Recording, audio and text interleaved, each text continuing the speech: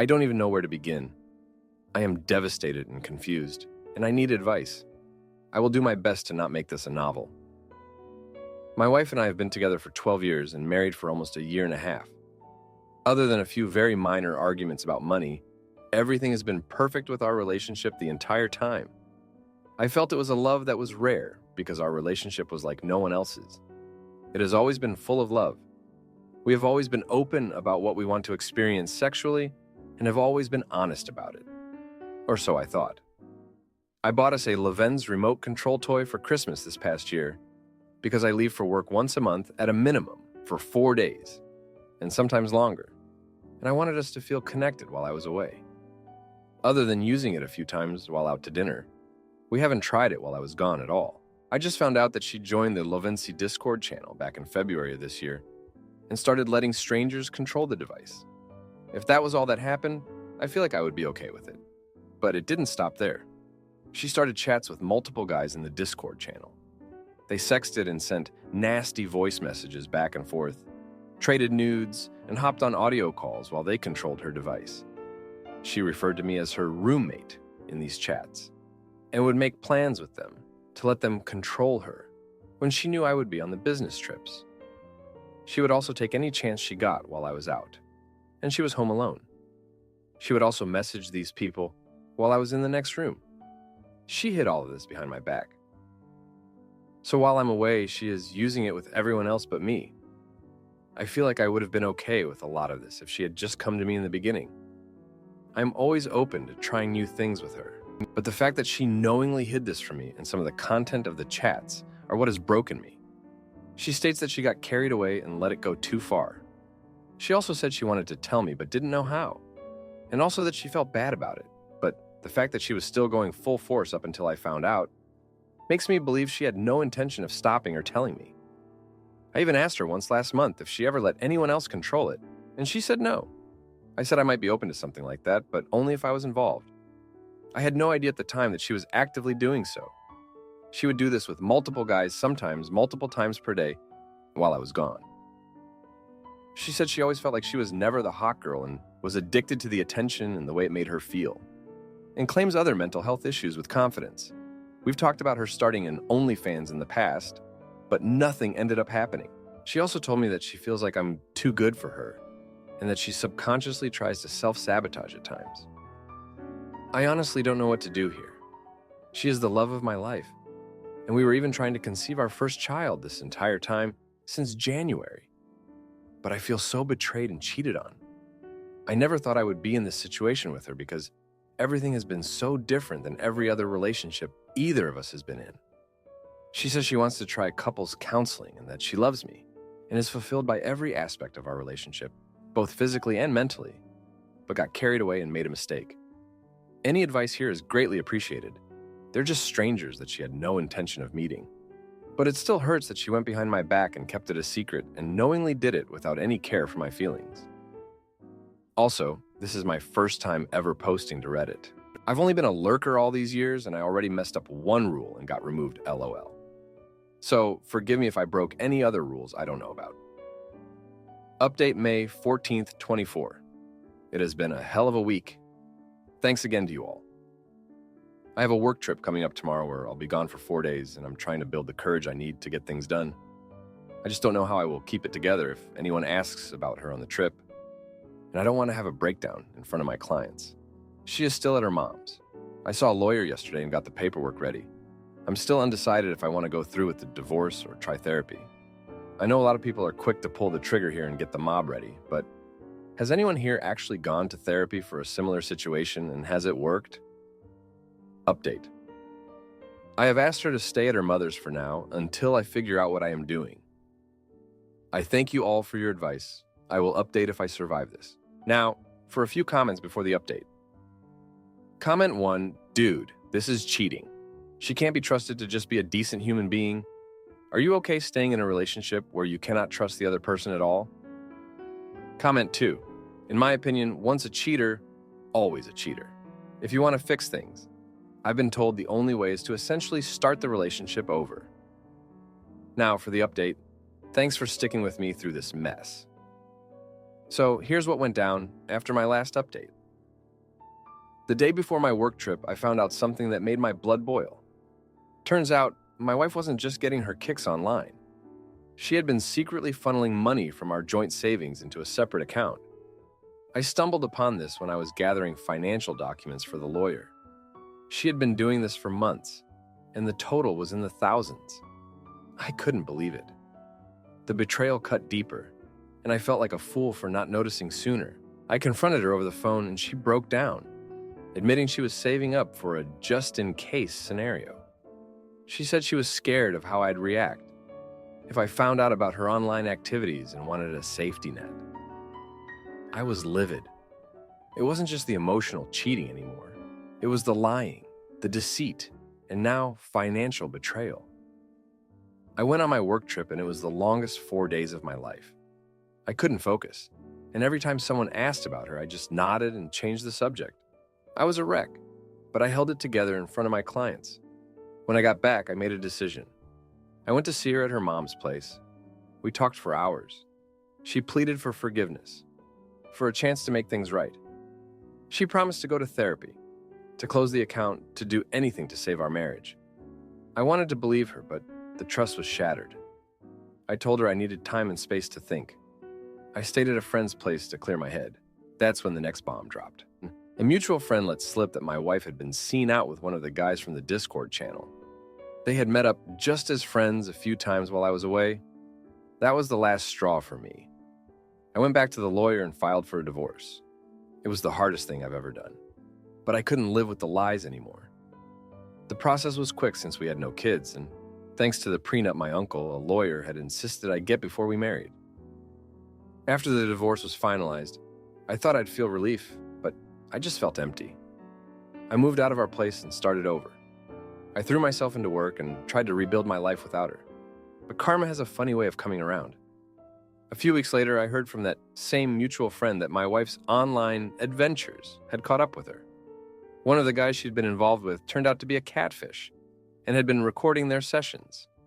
He threatened to leak everything unless she paid up. She was mortified and scared. I didn't take pleasure in her misfortune, but it was a harsh reminder that actions have consequences. I hope she finds her way out of that mess, but I'm done looking back. I'm focusing on moving forward, one step at a time. Thanks for reading. I'll update if there's more to tell. Am I the idiot for being upset that my husband can't remember to buy a Mother's Day card? I had my daughter late last year, and my husband has a habit of forgetting important life events for me. He has previously forgotten my birthday and our anniversary as well. His excuse every time is that he gets so busy with work and had no time to prepare. This time was a little different than before, though, because it is such a milestone for me, and I made sure I was very upfront and clear with what I wanted. I'm not big into presents as I'm picky, and we both know this. I picked out my own gift, and he ordered it. No problem or resentment about this at all. It makes things easier on us. What I'm upset about really is the lack of any effort on his part. I set up a calendar reminder to go off twice about Mother's Day, once 2 weeks before and once 2 days before. This was to help him not forget and leave things to the last minute where they do not get done. He ignored them, obviously. I made it clear that all I wanted him to do was to pick out a card for me so that I would have a sweet keepsake from him to mark the milestone. He got home from work, no card. He wished me happy Mother's Day and gave me a kiss and offered to take me out to dinner. I'm happy with dinner, but again, this shows no effort on his part. All I wanted was for him to take 2 minutes out of his day to think about me and pick out a card. He could tell I was upset and asked what's up. So I asked him, "Where's my card?" He gave me the same old, "Work was so busy, I've had a rough week, sorry I didn't have time, blah, blah, blah." He then started to get upset with me saying that a card shouldn't be that big of a deal. I told him that I was upset because it's not the first time something like this happened, and it's not like the day snuck up on him. He has time to stop at the store to grab himself food. Then he had time to grab a card. He had time to shop on Amazon, throw a card into the cart. To me, there's really no excuse for it. It's hurtful. I get that he works really hard to support our family, and I'm very appreciative of that. All I wanted was 2 minutes spent at the dollar store to pick up a card on his own. I'm not asking for a big party /spread /bouquet / etc. What can I do to help ensure this doesn't keep happening? He is truly a wonderful man, and I know he loves me and our daughter, and I know how hard he works. I just don't want him to think I'm ungrateful because I'm upset about a card and I don't want it to keep happening. Now for a few comments before the update. Comment 1. All the important days? So does he forget his birthday? Or Father's Day? Or huge events like a work dinner, relatives' weddings, etc.? Something tells me he doesn't forget those. That he only forgets the important days revolving around you and your child. I know you love him, but you may need to dial down your contributions to his important days until he gets the idea. It really doesn't take much to write on a calendar, use sticky notes, or add information on a phone. Heck, I admit I'm forgetful about dates, but even I make sure to use reminders for the people I care about. Comment 2. He's not wonderful, and I'm not sure why you think he loves you. He sure does a shoot-poor job of showing it. I'm going to assume that at some point he was better, but now that you're stuck with him, he feels he doesn't need to bother. I wouldn't accept this, but if that's how you want your life, then oh well. Now, for the update, thanks for sticking around for more of my life's little dramas. So, after the whole Mother's Day fiasco, I thought things would change. But guess what? They didn't. Last week was our anniversary, and I had this tiny hope that maybe, just maybe, he'd remember on his own. Nope. I woke up to him rushing out the door, late for a meeting, with a quick peck on the cheek and a "see you tonight," no happy anniversary, no card, nothing. I spent the day trying not to let it get to me. I kept busy with our daughter, who's now crawling everywhere and into everything. But as the day went on, I couldn't shake off the disappointment. It's not like I wanted a parade. Just some acknowledgement would have been nice. When he came home that evening, he could tell I was off. I didn't want to start a fight, but when he asked, I couldn't hold back. I reminded him of our anniversary, and his face dropped. He apologized, said he'd make it up to me. But it was the same old song and dance. I told him it wasn't about grand gestures. It's the thought that counts. The next day, he came home with a card. But it felt like an afterthought, not a genuine gesture. It's like he's missing the point. It's not about the card itself. It's about him thinking of me, remembering important dates without being reminded. It's about feeling valued and not just an afterthought. I've been talking to my sister about it, and she suggested couples counseling. Maybe it's time to consider it. I love him, but I don't want to feel like this every time a special date rolls around. In the midst of all this, our daughter had her first fever.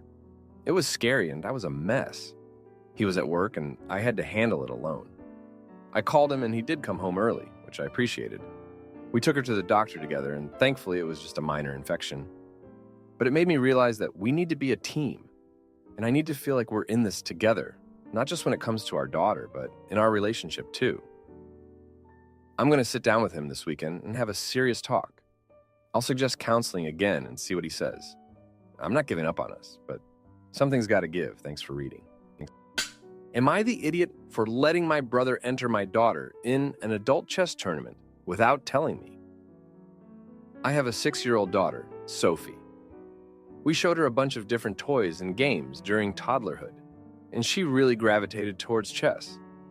I'm not just talking, she likes to move the pieces around, but she was asking how to play better than she was when she was about 4.5 or so. So we went out and started looking for resources to support her in that. I have a younger brother, Eugene. Eugene is a grandmaster, top few hundred in the world player. So when I asked him what sorts of things would be appropriate for a small child interested in chess, he just took it in stride and said he'd teach her himself. The two are very close, and it has been a great bonding experience. Last week, Sophie took second place in a scholastic chess tournament, a high school scholastic tournament. Most of the people there were 16, 18 years old, and she took 4 wins and a draw against them. I'm hugely proud of her, but she's talking about wanting to get even better, be better than Uncle Eugene. I'm not sure this is a good idea. Maybe this is just sour grapes at not having that kind of talent, but I also remember being on the edges of Eugene's chess journey. Developing that kind of skill means lots of travel, hours every day training, all sorts of special accommodations at school. He very much suffered academically and career-wise, and it took a hell of an emotional toll on him, especially during his teen years.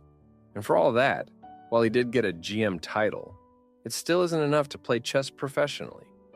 The market isn't there unless you're considerably better than even his immense skill. I know enough to know that Sophie won't have much of a chance of playing at that kind of level without a similarly intense sort of chess regimen. And she has no idea what she's getting into here. I do, and I don't think it's really worth it unless she's one of the very lucky few that breaks through and actually makes it pro. But on the other hand, I know Eugene wouldn't take it back, even knowing how he's hurt himself financially for it all. And both of them get this gleam in their eyes when they see a new interesting position or square up to a new possible opponent. Should I be pulling Sophie back or pushing her forward here? Now, for a few comments before the update. Comment 1. Former competitive chess player here.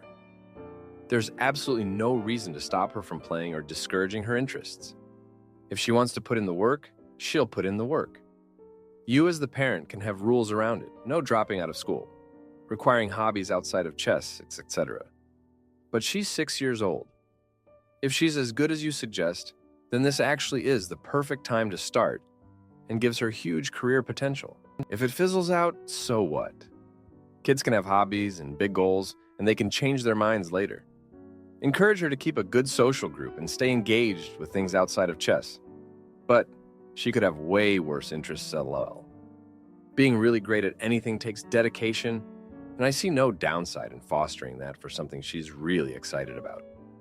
Telling her to essentially quit now because the odds are low? Not a great life motto to be receiving. ETA. Not all competitive chess players have the same experience as your brother. In fact, chess helped me do even better in school and get into a great college. With your insight, you can help her have a balanced and healthy experience. Comment 2. Why not? At least you know from the experience with his brother that it's important to keep a balance. Yes to chess, but also needs to have friends and focus on school. Her whole life and your whole life cannot be about chess. She'll 100% remember if you don't support her and you don't want to show her that. There are college scholarships related to chess, and many people who are good at chess have other inclinations like math, game theory, etc. So not everyone who is exceptional at chess is a professional chess player. Maybe I would try to really tell her that there are many goals and professions out there, so it's always important to reevaluate. I know she is small, so maybe she doesn't quite understand. But she loves chess now, and it's important to consider she does not know about lots of things right now she might actually like. So she has to be open to trying other things, or realizing that her whole life cannot be about one thing she decided at 6. Now, for the update. Thanks for sticking around for this update. Things have taken a turn since I last wrote about Sophie's chess journey. It's been, well, interesting month. And not in the way I hoped. Sophie's been pushing herself harder than ever, and Eugene's been right there with her. They've been inseparable, analyzing games, studying openings, the works. But then, Eugene made a move that I still can't wrap my head around. He entered Sophie into an open adult tournament without telling me. Not just any tournament, but one with some of the most cutthroat players around. He said he wanted to test her limits, see how she'd fare against the big guns. The tournament was a disaster. Sophie was outclassed, and it wasn't just a loss on the board. She came home in tears, questioning her love for the game. Eugene tried to console her, but the damage was done. I was furious.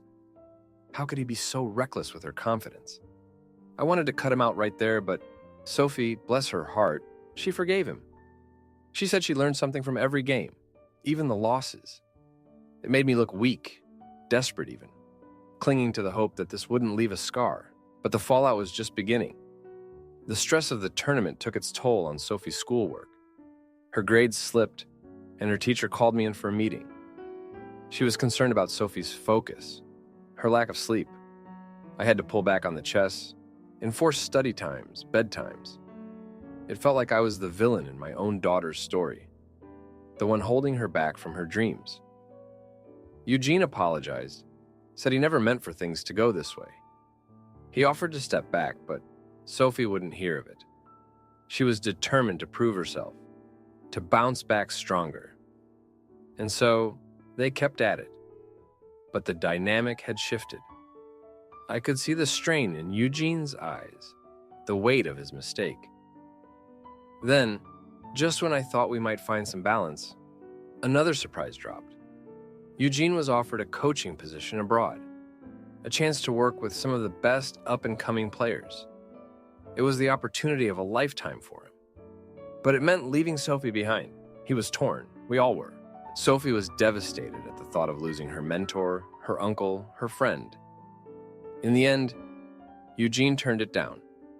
He said Sophie's journey was just beginning, and he couldn't abandon her now. It was a noble gesture, one that cost him dearly. I saw the opportunity slip through his fingers, and I resented him for it, for putting us in this position, for making Sophie so dependent on him, for making me feel like I had to choose between my daughter's happiness and her future.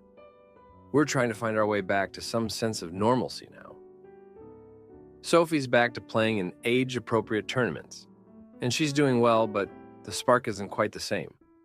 Eugene's still coaching her, but there's a new caution in his approach. And me?